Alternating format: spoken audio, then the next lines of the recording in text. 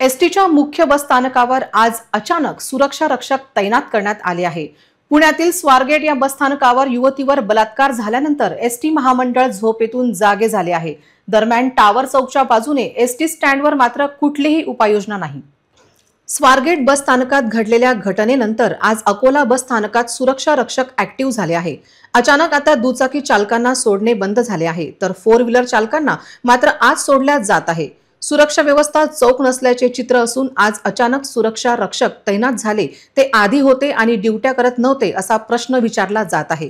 अशी परिस्थिती मात्र टावर चौकातील बस स्थानकात नव्हती। त्या ठिकाणी तर थेट ऑटो, खासगी प्रवासी वाहतुकीच्या गाड्या थेट उभ्या होत्या। इतकेच नाही तर कचरा देखील जैसे थे होता। त्यामुळे शहरातील दोन बस स्थानकांची परिस्थिती अगदी वेगवेगळी असल्याचे चित्र होते। बस स्थानकातील ही परिस्थिती कधी सुधारणार असा प्रश्न आता विचारला जात आहे। टावर नजीकचे बस स्थानक तर कायम अवैध प्रवासी वाहतूकदारांचे अड्डे झाले आहे। त्या ठिकाणची सुरक्षा कोणाकडे असा प्रश्न उपस्थित होत आहे। स्वारगेट मध्ये जे सध्या एका निरागस मुलीवरती अत्याचार झालेला आहे ते अवघं पुणे नाही तर पूर्ण महाराष्ट्र हादरलेला आहे। तुम्हाला वाटतं का मुलींना की तुम्ही सुरक्षित आहे का? नाही, अजिबात नाही, अजिबात नाही। काय सांगू शकता तुम्ही सरकारला तुमच्या सुरक्षेसाठी काय एक सिक्युरिटी घ्यायला पाहिजे? हो, काय त्या मुलीवर अत्याचार झाला, याच्या पुढे अजूनही होऊ शकतात असे अत्याचार। आमच्यासारख्या मुलींनी काय करायचं? बाहेरगावून शिकायला येतात, त्यांचं काय करायचं?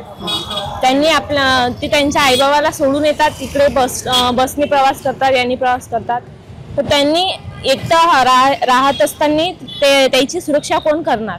तर हर वेळेस तर आईबाबाचा सोबत नाही येणार आहे ना। त्यामुळे सरकारला एवढीच विनंती आहे की आमच्या सेफ्टीसाठी काहीतरी करा। माझ्यासोबत जी विद्यार्थी जोडलेली आहे अतिशय योग्य प्रकारे ती बोललेली आहे। आपण आपल्या आई वडिलांना घराबाहेर सोडून इथे राहतो आहे आणि आम्ही विश्वास टाकतोय सरकारवरती। आम्ही कोणाकडे बघायचं?